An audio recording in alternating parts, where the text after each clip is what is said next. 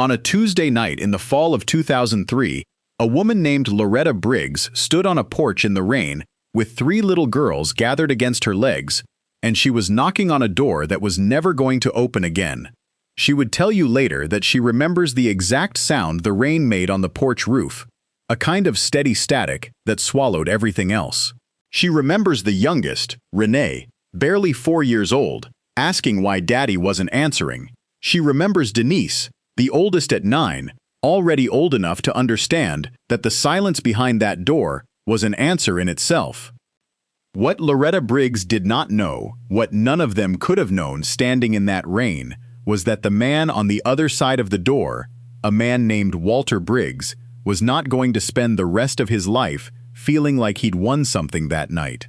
He was going to spend it losing, piece by piece, everything he thought he was protecting by shutting that door, and the three little girls shivering on his porch would grow up to become the very people who held his future in their hands, whether he deserved it or not. This is a story about a man who believed a family without a son was an unfinished family, and about the wife and daughters he left out in the rain because of it. It is a story about what he built afterward with a woman named Vivian Kessler, and what she quietly took from him while he wasn't looking closely enough to notice. And it is a story about what happens 20 years later, when the daughters he once treated as disappointments become the only people left who could possibly answer his call. Stay with us, because by the end, you will be asking yourself who really lost that night, and who was only just getting started. Before the porch, before the rain, there was an ordinary house on an ordinary street in a mid-sized American city, the kind of place where Walter Briggs had built a small but respectable trucking company from nothing but a used rig and a stubborn refusal to fail in front of people who expected him to. Walter had grown up the youngest of 4 brothers, the one his own father barely noticed, and he had promised himself early on that his own household would look different. In his mind, different meant loud, meant proud, meant a son who would inherit the business and the name, and finally make Walter Briggs a man other men respected without qualification. Loretta Briggs had married Walter believing she understood exactly who he was, a hard-working man with a temper he mostly kept in check, and an ambition he wore like armor. She gave birth to Denise first, and Walter held her for exactly 9 minutes before handing her back and going to check on the truck outside. When Angela came 2 years later, he stayed even less time. Loretta noticed these things and said nothing, because saying something meant admitting what she already suspected, that her husband's love had conditions attached to it that no one had ever written down but everyone in that house could feel. By the time Renee was born, the youngest of the 3, Walter had stopped pretending. He told a cousin at a barbecue, within earshot of Loretta, that a man with 3 daughters and no son was a man the neighborhood would eventually stop taking seriously. Loretta heard it, and something in her chest went quiet and hard in a way it never fully softened again. She kept raising her daughters as though none of this was happening. She sang to them, she pressed their church dresses, she told each of them separately that they were exactly enough. But she also began, without telling anyone, setting aside a little cash in a coffee can at the back of a kitchen cabinet, because some instinct in her had already started preparing for a night she couldn't yet name. The contract Walter Briggs had been chasing for 8 months belonged to a regional distribution company that could have doubled his fleet overnight, and he had told anyone who would listen that this was the deal that would finally put his name on a building instead of just a truck door. When the call came through on that Tuesday afternoon, telling him the contract had gone to a competitor, a man with 2 grown sons already working alongside him in the business, Walter did not react the way a reasonable person reacts to disappointing news. He heard, in that rejection, every fear he had ever carried about his own household laid out plainly in front of him. He came home early, which almost never happened, and Loretta knew from the sound of his truck door slamming that this would not be an ordinary evening. He said very little at first. He poured a drink, then another, and sat at the kitchen table watching his 3 daughters do their homework as though he were watching a verdict being read against him slowly, one girl at a time. Denise, sensing the temperature of the room the way children learn to, quietly asked if she should take her sisters upstairs. Walter told her to sit back down, and something in his voice made even 9-year-old Denise go still. What followed was not a single explosive moment but a slow, deliberate unraveling that took most of the evening, Walter's voice rising and falling as he moved between silence and accusation, blaming Loretta for daughters he had helped create, blaming his own luck, blaming a world he felt had cheated him out of the son who would have made that afternoon's phone call irrelevant. By 9 o'clock, he told Loretta to pack a bag for herself and the girls. By 9:30, standing in a rain that had started sometime in the last hour without either of them noticing, Loretta understood he meant every word, and she began doing what she had quietly prepared for without ever admitting to herself that she'd been preparing at all. She knocked twice more after the door first closed, not out of hope, but because some part of her needed her daughters to see that she had tried, that whatever came next was not because their mother gave up too easily. The porch light went dark on the second knock. Loretta gathered her girls, the coffee can of savings tucked inside her coat, and walked to a payphone 3 blocks away to call her sister. She did not look back at the house. Renee did, though, just once, and would tell people decades later that she remembers the exact shape of her father's silhouette pulling the curtain closed. The next several years were not cinematic in the way people sometimes imagine hardship to be. They were a series of small, grinding adjustments, a shared bedroom at Loretta's sister's apartment, a job at a laundromat that turned into a job managing the laundromat, nights when dinner was whatever stretched furthest across 4 plates. Loretta never spoke badly about Walter in front of the girls, not because she'd forgiven him, but because she'd decided bitterness was a currency she couldn't afford to spend on people who needed her steady instead. She told her daughters, more than once, that the rain on that porch was the last time anyone would ever decide their worth for them. Denise buried herself in schoolwork with an intensity that worried her teachers slightly, as though grades were the one thing in her life nobody could take back once earned. Angela, meanwhile, started selling things almost as soon as she understood money existed, first candy at school, then, by her teenage years, a small resale operation out of their apartment that made Loretta equal parts proud and nervous. Renee, the youngest, developed an ease in front of people that neither of her sisters shared, a comfort being watched that would later define her career in ways none of them could have predicted from a 4-year-old on a rainy porch. Word of Walter reached them only occasionally, secondhand, through relatives who couldn't help mentioning it. The trucking business, without the contract he'd staked everything on, began shedding routes within 2 years. Within 5, he'd sold the last of his rigs. He remarried during this stretch to a woman named Vivian Kessler he'd met at an auto auction, and told the same cousin from the barbecue years earlier that Vivian understood him in a way his first family never had. Loretta heard this too, and felt, to her own quiet surprise, something closer to pity than anger. By the time Denise Briggs was 30, she was a senior partner at a regional accounting firm that trusted her with its most demanding clients, a woman known for staying calmer under pressure than anyone twice her age.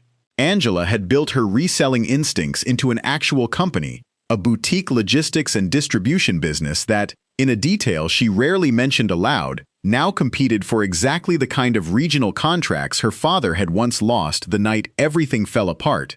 Renee had turned her ease in front of people into a career as a local television anchor, recognized enough around town that strangers occasionally stopped her at the grocery store.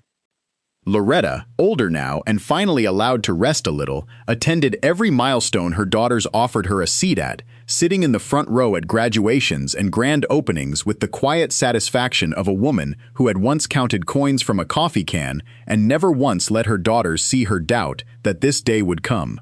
She did not think of Walter often anymore. When she did, it was less about anger and more about a distant, almost clinical curiosity about what had become of a man who had once believed 3 daughters were a burden he couldn't carry. Walter, meanwhile, had spent those same 15 years constructing a version of his life that could survive being repeated at barbecues and church functions, one where Vivian Kessler was the woman who had rescued him after a difficult first marriage, and where his daughters were rarely mentioned at all. What he did not advertise, and in some cases did not fully understand himself, was how thoroughly Vivian had begun rearranging the practical details of his life during those same years. A name added to a deed here, a signature requested there, always framed as simple convenience between a devoted husband and wife. Vivian Kessler had married Walter Briggs 3 years after his divorce, at a point in his life when what remained of his pride needed constant reassurance, and she had understood almost immediately that a man that hungry to be told he mattered would sign almost anything if it was framed as an act of partnership. Over the following decade, the house Walter had bought with the last of his trucking money was quietly refinanced and retitled with Vivian as primary owner, a decision he was told would protect them both from creditors after the business finally folded for good. He agreed without reading past the first page.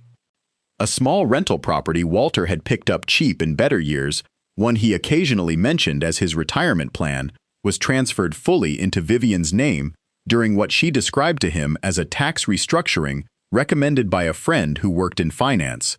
There was no friend. There was only Vivian, methodically converting a marriage into a paper trail that, piece by piece, left Walter with less legal claim to his own life than the man realized. He noticed none of it, in part because noticing would have required admitting, again, that he had misjudged someone close to him, and Walter Briggs had never been a man comfortable admitting that twice in one lifetime.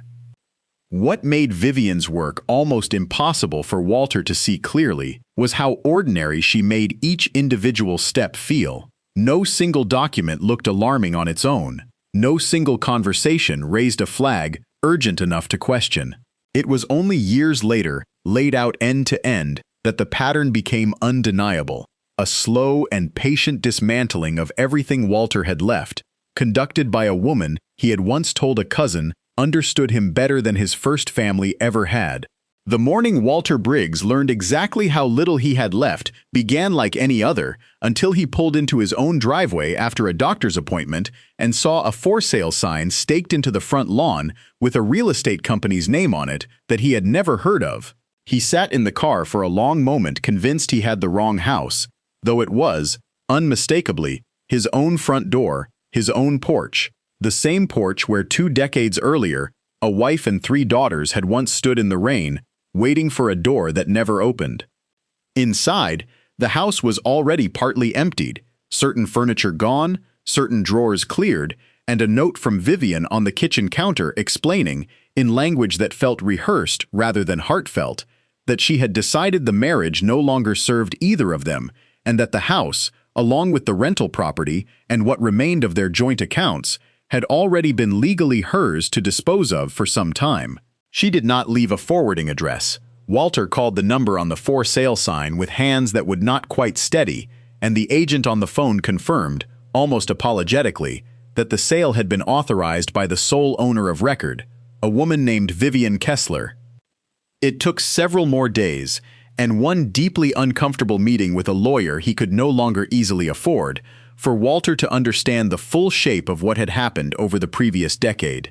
Vivian was gone, the money was gone, the properties were gone, and the man who had once stood in a lit doorway deciding that a wife and 3 daughters weren't worth keeping, now stood in an emptying house understanding, for the first time with real clarity, what it felt like to be the one left behind. It took Walter nearly 2 more months, staying first with the same cousin from the old barbecues, and then in a rented room above a hardware store, before his pride finally gave out enough to let him do the one thing he had avoided for 20 years, which was reach out to the daughters he had told to leave in the rain. He did not have current numbers for any of them, and it took a call to a distant relative, and then another, before he had anything at all to try. What he sent, in the end, was a short message through a mutual family contact, asking simply whether any of his daughters would be willing to talk to him. Denise received the message first and read it twice before setting her phone down without responding, needing several days to even decide how she felt before deciding whether to act on it at all.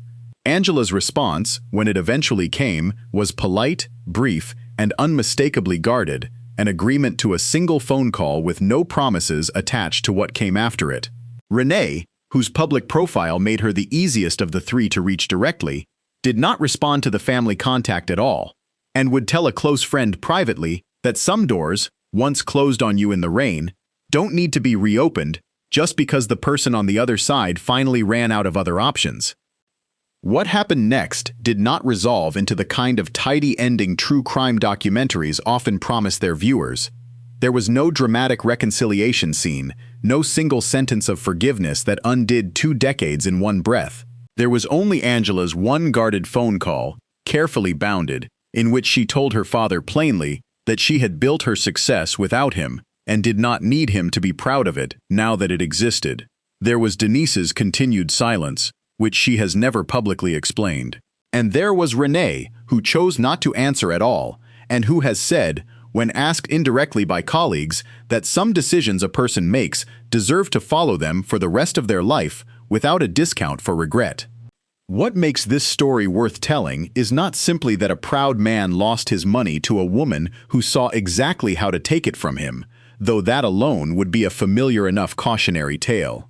It is that Walter Briggs spent decades believing his 3 daughters were the disappointment standing between him and the life he thought he deserved, when in fact they were quietly becoming the only people whose success would ever measure up to what he'd once demanded from a son who never existed. The daughters he judged unworthy in a doorway built lived sturdy enough to survive without him entirely, while the woman he chose to replace them dismantled everything he had left. It leaves us with an uncomfortable question that has no clean answer, which is whether Walter's downfall truly belongs to Vivian Kessler at all, or whether it was simply the interest finally coming due on a debt he opened the night he decided a wife and 3 daughters weren't worth keeping dry. Loretta Briggs, when asked once by a relative whether she felt any satisfaction watching it all unfold from a distance, said only that she had stopped needing Walter's story to end badly a long time ago, because her daughter's stories had already turned out so well without him in them.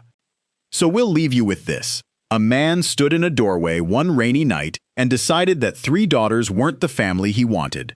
20 years later, those same daughters held, without ever asking for it, the only remaining answer to whether he'd be alone for the rest of his life. Before we dive deeper, let us know in the comments where you're watching from. We'd love to hear from you, and don't forget to hit that subscribe button so you never miss any of our upcoming videos.